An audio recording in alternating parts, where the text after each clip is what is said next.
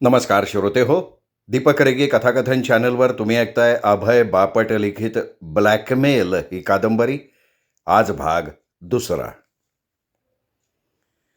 पाणिनीचा दुसरा संपूर्ण दिवस कोर्टातच गेला. पानाच्या दुकानात चोरी करण्याचा आरोप आलेल्या एका चोराची केस न्यायाधीशांनी त्याला दिली. त्या मुलाकडे वकिलाला द्यायला पैसे नव्हते आणि त्याचवेळी पाणिनी दुसऱ्या एका प्रकरणात कोर्टात आलेला होता. तेव्हा ही केस घेशील का, असं न्यायाधीशांनी पाणिनीला विचारलं. पाणिनी त्या मुलाशी 15-20 मिनिटं बोलला तेव्हा त्याला तो मुलगा निर्दोष वाटला. पाणिनीने केस घ्यायला होकार दिला. पानाच्या दुकानातून रोकड रक्कम आणि सिगरेटची पाकिटं चोरून स्कूटरवरनं पळून जाणाऱ्या, उंच आणि भरघोस मिशा असलेल्या आणि हातात प्लॅस्टिकच्या पिशवेत सिगरेटची पाकिटं नेणाऱ्या मुलाला 3 साक्षीदारांनी पाहिलं होतं. त्याच्याकडे पोलीस झडतीत रोकड मिळाली नाही, पण सिगरेटची पाकिटं सापडली. पाणिनीने 3ही साक्षीदारांची उलट तपासणी घेऊन त्यांची साक्ष डळमळीत करायचा व्यर्थ प्रयत्न केला. न्यायाधीश त्या मुलाला दोषी ठरवणारच होते, पण निवाडा द्यायच्या आधी एक पोलीस अधिकारी घाईघाईनं कोर्टात आला आणि अगदी आरोपीच्याच वर्णनाचा खरा चोर सापडल्याचं त्यांनी कोर्टाला सांगितलं. पाणिनीचं अशील सुटलं. आता घरी गेल्या गेल्या इतरांच्या नजरेत भरणाऱ्या तुझ्या मिशा कमी कर आणि इथून पुढे प्लॅस्टिक पिशवी घेऊन घराबाहेर पडू नकोस. हां. पाणिनी त्याला हसून म्हणाला, आता मी घरी जाण्यापूर्वी सलूनमध्ये जाऊन मिशा पार बादरूनच टाकतो साहेब. तो मुलगा म्हणाला. पाणिनी कोर्टातनं थेट घरीच जाणार होता, पण ऑफिसमध्ये डोकावून मग घरी जाऊ असा विचार करून तो ऑफिसात आला. सौम्या ऑफिस बंद करून घरी गेली होती.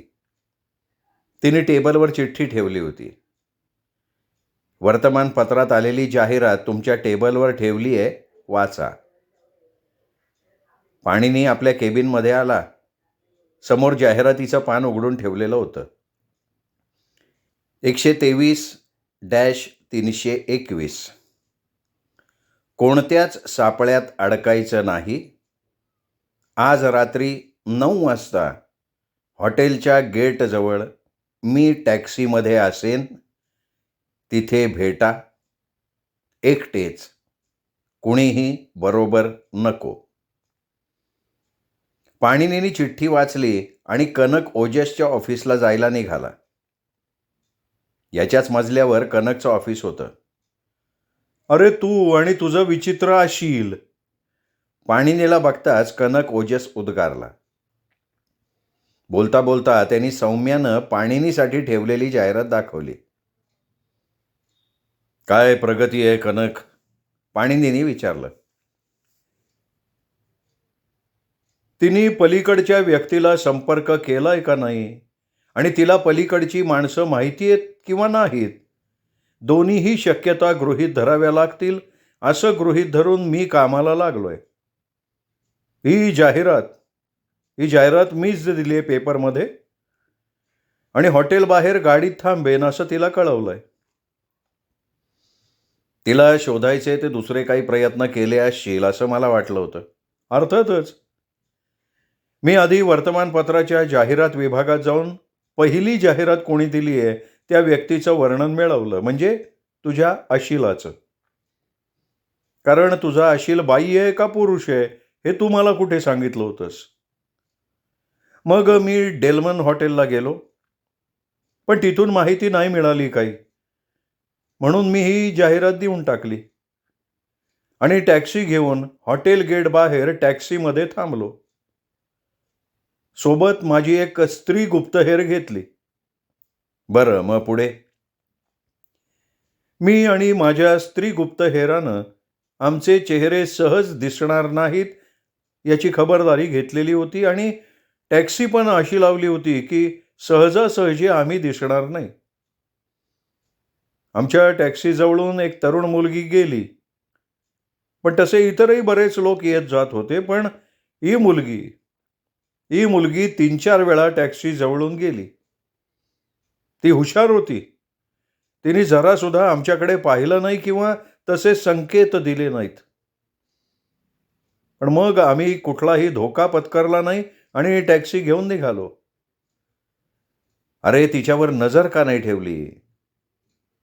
पाठलाग नाही केला तिचा? अर्थातच केला. आमच्या टॅक्सीमागे मी आणखी एक हेर ठेवला होता. आमची टॅक्सी गेल्यावर ती पण हॉटेलात निघून गेली. पण माझ्या हेरानी तिची माहिती काढली. ती डेल्मन हॉटेलात 761 नंबरच्या रूममध्ये राहते. प्रचिती खासनीस देवनार अशा नावानं तिचं बुकिंग आहे. हे मस्त काम केलंस कनक. अजून माझं सगळं बोलणं संपलेलं नाहीये पाणीनी. माझ्या हेरानी तिथल्या वेटरला, फोन ऑपरेटरला काही पैसे सरकवले आणि बरीच माहिती मिळवली. या प्रचिती खासनीसचं जे लगेज आलंय त्यावर इंग्रजीत PK असे स्टॅम्प मारलेले आहेत. असणारच ना. प्रचिती खासनीस या नावाचा शॉर्ट फॉर्म. पाणीनी एखादी व्यक्ती जेव्हा स्वतःची खरी ओळख दडवते तेव्हा सर्वसाधारणपणे नाव तेच ठेवते पण आडनाव दुसरं घेते असा माझा अनुभव आहे. म्हणजे प्रचिती खासनीसमधलं नाव प्रचिती हे बरोबर असेल पण आडनाव ते खासनीसऐवजी दुसरं असू शकतं.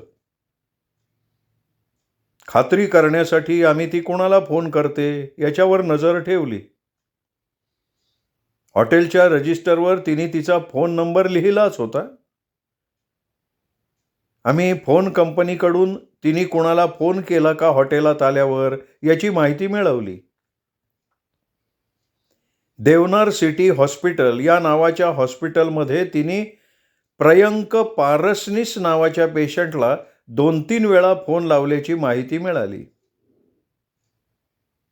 माझ्या माणसांनी त्या हॉस्पिटलमधून या प्रयंक पारसनीसची माहिती घेतली. तो देवनारमधल्या 1 अर्वाचीन कंपनी इथे नोकरी करतो. त्याला वाहन चालवताना अपघात झालाय, त्यामुळे त्याला हॉस्पिटलमध्ये दाखल केलंय. आपल्या प्रचितीचं आडनाव पारसनीस असेल असा माझा अंदाज होता आणि तो खरा ठरला. आम्ही प्रचिती पारसनीस या नावानं तिची चौकशी केली. हॉस्पिटलमधनं माहिती मिळाली की ती त्याची बहीण आहे आणि भावाच्याच कंपनीत ती नोकरी करते.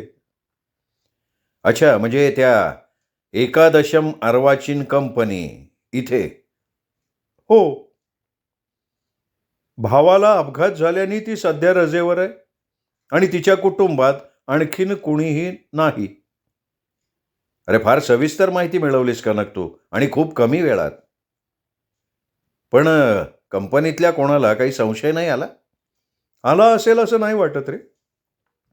त्यांच्याकडे तेवढा वेळच नव्हता. ते ऑडिटमध्ये व्यग्र आहेत सध्या. आमच्या लोकांनी असं भासवलं की विमा कंपनीकडून हॉस्पिटलचा खर्च रिफंड करण्यासाठी रुटीन चौकशी केली जातीये ही. अच्छा, मग त्या प्रयंकची तब्येत कशी आहे? सुधारतीये, पण अजून 2 आठवडे तरी तो शुद्धीवर येणार नाही. अच्छा, त्याला काय झालंय काय पण? तो सामान घेऊन आपल्या गाडीनं परगावी निघाला होता. पेट्रोल पंपावर पेट्रोल भरत असताना लाल सिग्नल तोडून एक गाडी आली आणि त्याला धडक दिली. त्यातच त्याची शुद्ध हरपली. यात त्या प्रयंकची चूक असल्याची शक्यता किती आहे? बिलकुल नाहीये. धडक देणारी गाडी सिग्नल तोडून आली हे बघणारे लोक आहेत. शिवाय त्या ड्रायव्हरनं दारू प्यायलेली होती हे सुद्धा सिद्ध झालेलं आहे. मग आपला भाऊ आजारी असूनही प्रचिती इथे का आली असेल? आपल्याला भेटून अर्धवट माहिती देऊन का गायब झाली असेल? आणि पेपरात जाहिराती का देत असेल? तुला हवं असेल तर ते शोधून काढायचं काम करीन मी. पण मला तरी वाटतंय की या कुटुंबाला ब्लॅकमेल करायचा डाव असणार यात. अरे पण तू म्हणालास ना की तिच्या कुटुंबात आणखीन कोणी नाहीये म्हणून. दोघं बहीण भाऊच आहेत. दोघांचं लग्न झालेलं नाहीये. पण प्रियंका पारसनीसचं ठरलंय एका श्रीमंत मुलीबरोबर. लवकरच तो साखरपुड्याची बातमी देणार आहे. या प्रियंकाचं वय काय आहे? 25-26 असावं. प्रचितीपेक्षा लहान आहे. हो, 1.5 वर्षांनी. कनक तिला कळणार नाही अशा पद्धतीने तिच्या मागावर राहा अजून काही दिवस. ती कोणाला भेटते, कुठे जाते, ते मला हवंय. तिला कळलं तर ती चुकीची कृती करेल आणि मला अडचणीत आणेल. मग त्यासाठी मला एकापेक्षा जास्त हेर कामावर ठेवायला लागतील. कारण एकच माणूस सतत तिचा पाठलाग करत राहिला तर तिला संशय येऊ शकतो आणि हे बघ ते तू ठरव कनक. तिला संशय न येता मला माहिती मिळाली पाहिजे. तुला माझ्याकडनं रिपोर्ट कधी हवाय? विशेष काही घडेल तेव्हा, पाणिनी म्हणाला. पाणिनी डेल्मन हॉटेलच्या रिसेप्शनमध्ये गेला आणि विचारलं, प्रचिती खासनीस नावानं तुमच्याकडे बुकिंग आहे? सॉरी सर, पण अशी माहिती आम्ही नाही देऊ शकत. मला नाही दिली माहिती तर थोड्या वेळानं पोलीस हीच माहिती विचारतील आणि त्यांच्याबरोबर मी असणारच आहे. सर आहे, 767 नंबरची रूम आहे. आपलं रजिस्टर चाळत रिसेप्शनिस्टनं उत्तर दिलं. मी आल्याचं तिला कळवाल का प्लीज? हो. नाव काय आहे तुमचं? ती मला नावाने ओळखत नाही. तिला सांगा सामाजिक सुरक्षिततेच्या संदर्भात काम आहे.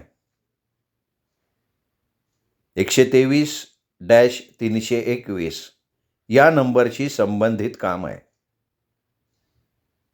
रिसेप्शनिस्टनं संशयित नजरेनं पाणिनीकडे बघितलं आणि रूम 767ला फोन लावला.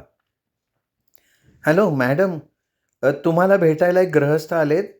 सुरक्षिततेच्या संबंधात काम आहे त्यांचं. दोघांचं फोनवर हलक्या आवाजात बोलणं झालं. ते झाल्यावर रिसेप्शनिस्ट पाणिनीला म्हणाली, मॅडम म्हणाल्या की त्यांना सुरक्षेबद्दल काहीही सेवा नको आहे, त्यामुळे तुम्ही एकतर तुमचं नाव सांगा.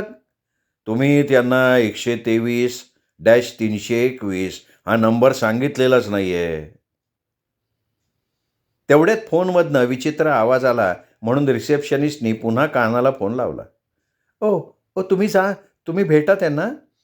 तुम्ही मला सांगितलेला नंबर त्यांनी फोनवरनं ऐकला आणि तुमची ओळख पटली त्यांना, रिसेप्शनिस्ट म्हणाली. पाणिनी 3ऱ्या मिनिटाला रूम नंबर 767 समोर उभा होता. बेल दाबताच प्रचितीने दार उघडलं. त्याच्या ऑफिसात आलेली 30 ती तरुणी होती. तुम्ही? ती आश्चर्यानं ओरडली. का बरं? एवढं ओरडायला काय झालं? मी इथे असल्याचं तुम्हाला कसं समजलं? मी कोण आहे हे तुम्हाला कसं कळलं? पाणिनी तिच्याकडे लक्ष न देता आत शिरला आणि सोफ्यावर आरामात बसला. जरा बदल म्हणून खरं बोल आता.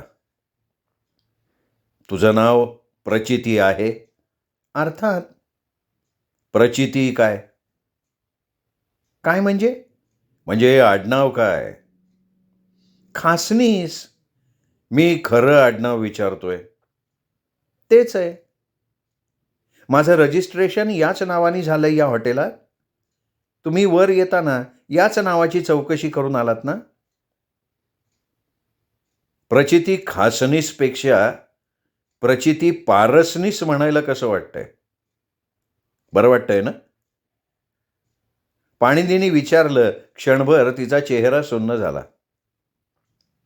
हे बघा, मी तुम्हाला पैसे मोजून माझा वकील म्हणून नेमलंय. माझ्याशी प्रतारणा करून तुम्ही दुसऱ्याच कोणाशी तरी सहकार्य करताय. पोलिसांशी? नाही, पोलिसांशी नाही. मी कुठला नियम किंवा कायदा मोडलेला नाहीये ज्यामुळे पोलीस माझ्या मागे लागतील. नक्की? हो, नक्कीच. यावर पाणिनींनी तिला स्पष्ट कल्पना दिली की तिने स्वतःविषयी पूर्ण माहिती त्याला न दिल्यामुळे त्याला त्याच्या पद्धतीने ती काढून घ्यायला लागली आणि यापुढे तिला मदत घ्यायची असेल तर तिने सगळं सत्यच सांगितलं पाहिजे. मी कुठल्याही संकटात नाहीये. मी माझ्या मित्राला संरक्षण द्यायचा प्रयत्न करतेय, प्रचिती म्हणाली. मला सांग, एका दशम कंपनीला माहितीये तू कुठं आहेस ते? पाणिनीने विचारलं. त्याचा प्रश्न ऐकून ती क्षणभर चमकली. त्यांना माहिती आहे की मी माझ्या वैयक्तिक कामासाठी बाहेर आली आहे. पाणिनीने अचानक तिच्या मांडीवर ठेवलेली काळी हँडबॅग पकडली. पैशानी भरली आहे ना ही? त्यांनी विचारलं. सोडा सोडा ती. ती किंचाळली. माझ्या कामासाठी मी तुम्हाला नेमलंय आणि तुम्ही मात्र पोलिसांपेक्षा वाईट निघालात. कुठून आणलेस एवढे पैसे? तुमचा काही संबंध नाहीये त्याच्याशी. तुझ्या कंपनीत अपहार करून तर ही रक्कम नाही ना आणलीस? मुळीच नाही. खात्री आहे तुझी? अर्थात. तुझ्या कंपनीने या पैशांचा हिशोब लावण्यासाठी ऑडिटरची नेमणूक केली आहे हे माहिती आहे तुला? तिचा चेहराच बदलला. नाही नाही, असं कसं झालं? ती पुटपुटली. तू कंपनीत काय म्हणून आहेस? म्हणजे तुझं पद काय आहे? कॅशियर आणि अकाउंटंट. आपण मुळाशी जाऊयात याच्या. तू माझ्या ऑफिसमध्ये आलीस तेव्हा तुझ्याकडे ही बॅग होती, नोटांनी पूर्ण भरलेली. पाणिनी म्हणाला. तुम्हाला कसं समजलं ते? माझ्या रिसेप्शनिस्टला बघायची संधी मिळाली. अरे देवा, ती उद्गारली. या सर्वाचा अर्थ बघ. तू इथे देवनारवरनं आलीस, खोट्या नावानं हॉटेलात उतरलीस, पेपरात जाहिरात दिलीस, तुझ्याबरोबर येताना मोठी रोख रक्कम आणलीस, ब्लॅकमेलरला पैसे द्यायची तयारी दर्शवलीस आणि तिकडे मोठ्या रकमेची तूट आल्यानं कंपनीनं ऑडिटर नेमले. प्रचिती एकदम शांत झाली. हे बघ, तू मला गोल गरगर फिरवत बसण्यापेक्षा सत्य सांगितलंस तर तुला मदत करता येईल. तू खरोखर अपहार केला आहेस? पाणिनींनी विचारलं. खात्रीने सांगते की नाही. या बॅगमध्ये किती रक्कम आहे? 5 लाख. कुठून मिळवलीस रक्कम? लवकर सांग, खरं तर आधीच उशीर झालाय. माझ्या भावाला अपघात झाल्यावर हॉस्पिटलमध्ये दाखल करण्यात आलं. मी त्याला हॉस्पिटलमध्ये लागणाऱ्या वस्तू देण्यासाठी त्याच्या खोलीत गेले तेव्हा मला दिसलं की त्याची बॅग भरलेली होती आणि एक पत्र टाईप केलेलं टेबलवर होतं. त्यात धमकी होती की मंगळवारी रात्रीपर्यंत 5 लाख मिळाले नाहीत तर पुढची कारवाई केली जाईल. आणि खाली सहीच्या जागी 123-321 असा नंबर होता. अच्छा, मग पुढे काय केलंस तू?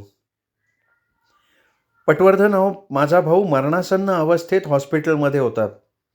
त्याला काही कळू द्यायचं नव्हतं मला. मी पेपरात जाहिरात दिली आणि सरळ इथे आले निघून. आणि पैशाचं काय? भावाच्या खोलीत पैशांनी भरलेली बॅग तयार होती, शिवाय एक कपड्याची बॅग. तो बाहेरगावी जायच्या तयारीतच होता. गाडीत सामान भरण्यापूर्वी तो पेट्रोल भरायला गेला आणि तिथेच त्याला एका गाडीनं ठोकलं. त्यात त्याच्या कवटीला इजा झाली. त्यांनी कंपनीत अपहार करून ही रक्कम पळवली नसेल ना? नाही, शक्यच नाही पटवर्धन. एकतर तो असा गुन्हेगारी वृत्तीचा नाही आणि दुसरं म्हणजे तिजोरीच्या किल्ल्या त्याच्याकडे नसतातच. किल्ल्या फक्त वरिष्ठ अधिकाऱ्यांकडे असतात. तू सुद्धा त्याच कंपनीत काम करतेस. तू कॅशियर आहेस. तुझा तिजोरीशी संबंध येतो? रोज नाही येत, महिन्यातून 2 वेळा. माझ्याकडच्या नोंदीनुसार प्रत्यक्ष रोख रक्कम तिजोरीत आहे का हे तपासण्यासाठी. अच्छा. मला सांग, तुमच्या दोघांपैकी प्रथम नोकरीला कोण लागलं? मी. ही कंपनी केवढी मोठी आहे? फार नाही. प्रोप्रायटरी म्हणतात ना तसं. एकाच माणसावर अवलंबून असलेली. आय सी. आणि मुख्य कोण आहे? शाल्व धारवाडकर नावाचा माणूस आहे. किती स्टाफ आहे एकूण? 10 ते 15. म्हणजे ऑफिसात पूर्ण वेळ काम करणारे 5 आणि ऑडिटर, टॅक्सचं काम करणारा. म्हणजे हे 7 जण सोडले तर बाकीचे जे आहेत ते बाहेरची कामं करणारे आहेत. हो, बरोबर. या शाल्व धारवाडकरचं वय काय आहे? 40 ते 45. तोच सगळं बघतो व्यवसायाचं? हो, हो. तोच प्रमुख आहे. त्याच्या खालोखाल कोण आहे? शुक्लेंदू धारवाडकर, त्याचा पुतण्या. मला सांग, तुझ्यानंतर तुझा भाऊ किती दिवसांनी त्या कंपनीत लागला? 6 महिन्यांनी. मग या 6 महिन्यात तुझा भाऊ काय करायचा? काहीच नाही. तूच मदत केलीस त्याला त्याच्या बेकारीच्या काळात आणि तुझ्या कंपनीत नोकरी पण तूच लावलीस? हो. ही नोकरी नेमकी कोणी लावली? शुक्लेंदू का शाल्व? शाल्व. शुक्लेंदूशी काही नाही बोललीस तू याबद्दल? नाही, नाही. फक्त शाल्वशी. ऑफिसात बोललीस का? नाही. एक दिवस माझं काम उशिरापर्यंत चाललं होतं. जेवायची वेळ झाली तेव्हा शाल्व म्हणाला की जेवण मागवूया. अच्छा, म्हणजे ती संधी साधून तू त्याला विचारलंस की तुझ्या भावाला नोकरी मिळू शकेल का तिथे? हो. मग त्यावर शुक्लेंदूची प्रतिक्रिया काय होती? नाही, त्याला विचारलंच नाही ना मी. तू त्याला विचारलंस का नाही विचारलंस हा माझा प्रश्न नव्हता प्रचिती. शुक्लेंदूची प्रतिक्रिया काय हा माझा प्रश्न होता. त्याचं म्हणणं होतं की प्रियंकाला आत्ता घ्यायची गरज नाहीये. प्रियंकाच्या कामाचं स्वरूप काय आहे? तो समन्वयक म्हणजे लायझनिंग ऑफिसर आहे. त्याला हे 5 लाख रोख कुठून मिळाले? मला माहिती नाही. तू नाही ना दिलेस? नाही हो सर. तुझ्याकडे आहेत 5 लाख? आहेत. त्याहून जास्त पण असतील?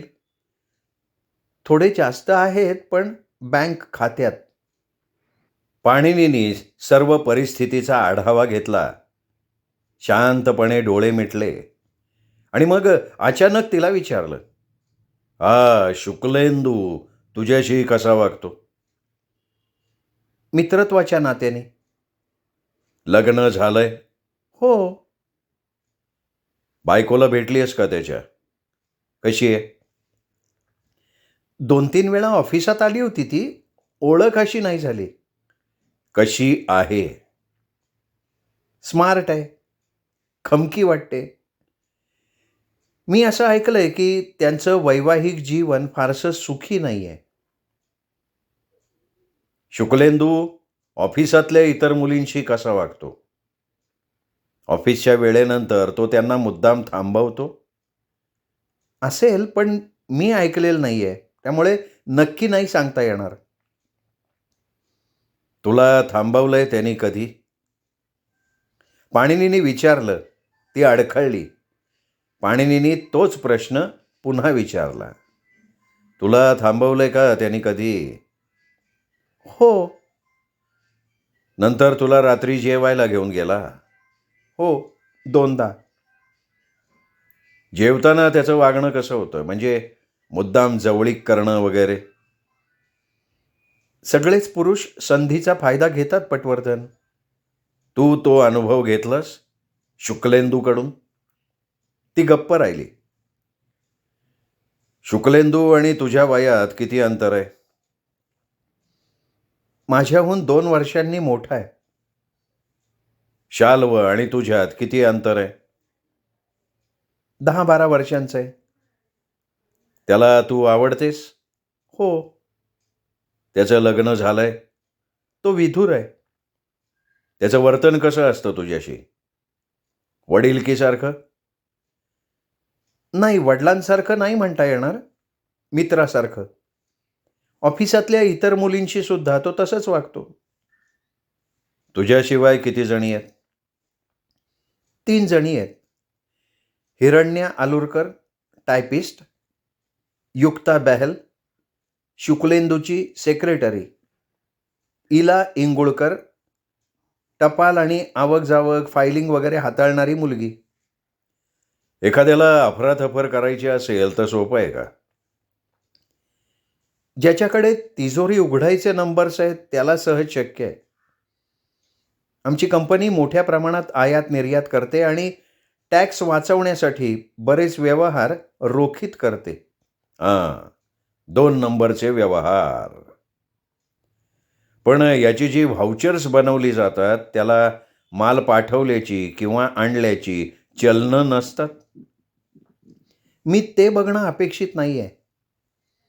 मालकाची सही आहे का नाही एवढंच मी बघायचं असं मला सांगितलं गेलंय. त्यामुळे मग तुझ्या भावाला 5 लाख चोरणं सहज शक्य होतं. नाही नाही पटवर्धन, माझा भाऊ तसा नाही आहे आणि तसा असता तरी त्याला ते शक्य नव्हतं. तिजोरीचे कोड नंबर माहिती असल्याशिवाय. कोड नंबर माहिती असणारे कोण कोण आहेत? शाल्व, शुक्लेंदू, मी, टॅक्सचं काम बघणारा मुदित घैसास. तुला त्याच्या घरात 5 लाख मिळाले. त्याने अपहार केला नाही. त्याच्या पगारातून तो एवढी बचत करू शकत नाही. मग त्याला कोणी दिले असतील पैसे? त्याच्या मित्रांनी केली असेल त्याला मदत. तो सगळ्यांचा खूप लाडका आहे. तू यात चांगलीच लटकलीस. तू आता एकच गोष्ट करू शकतेस. सरळ देवनारला जा. ऑफिसला रुजू हो. ऑडिटरनी जर 5 लाखाचा विषय विचारला तर हसून सांग की ती रक्कम कमी आहे पण बेहिशोबी नाही आहे. तुझा भाऊ प्रयंक कंपनीच्या वतीने एक मोठं डील हाताळत होता. त्यात कंपनीला मोठा फायदा होणार होता. त्यासाठी त्याला 5 लाख लागणार होते म्हणून मी दिले. पण शाल्वशी बोलेपर्यंत ही रक्कम कुठे नावे टाकायची हे ठरवता येणार नसल्यानं सध्या कोणतीही नोंद हिशोब पुस्तकात करू नको असं त्यांनी तुला सांगितलंय. प्रचितीने समजलं अशा अर्थी मान डोलावली. आता पुढे ऐक. तुला भावाच्या घरी जी पैशांची बॅग मिळाली ती रक्कम तुझ्या बँकेत भर आणि तुझ्या नावानं ड्राफ्ट खरेदी कर.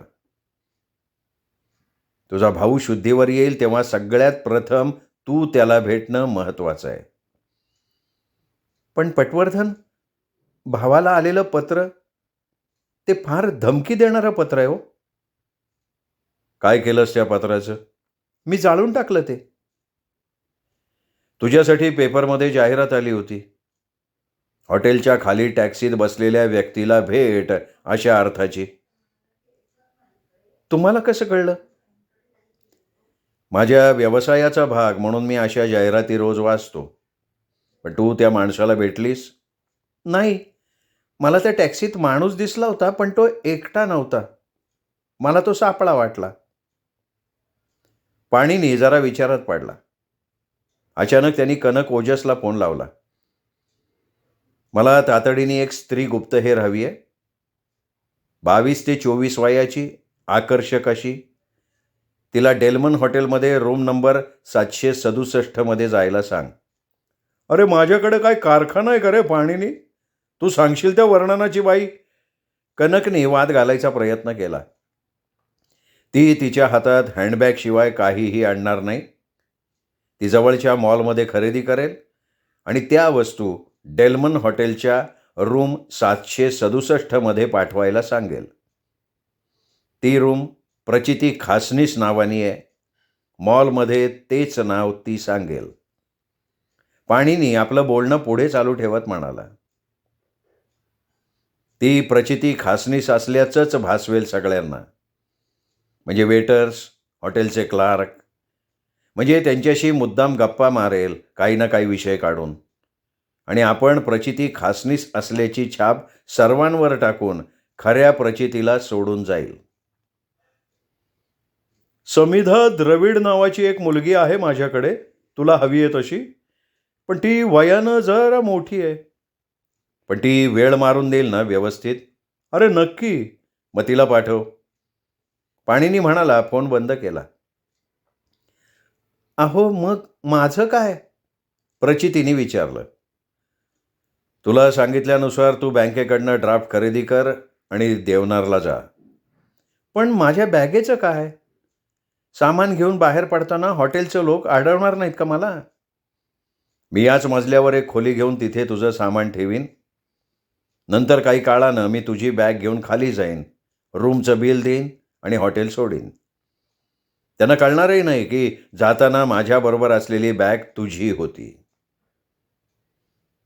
आणि माझ्या जागी तुम्ही जी मुलगी आणणार आहात इथे, तिचं काय? ती ब्लॅकमेलरला हाताळेल बरोबर.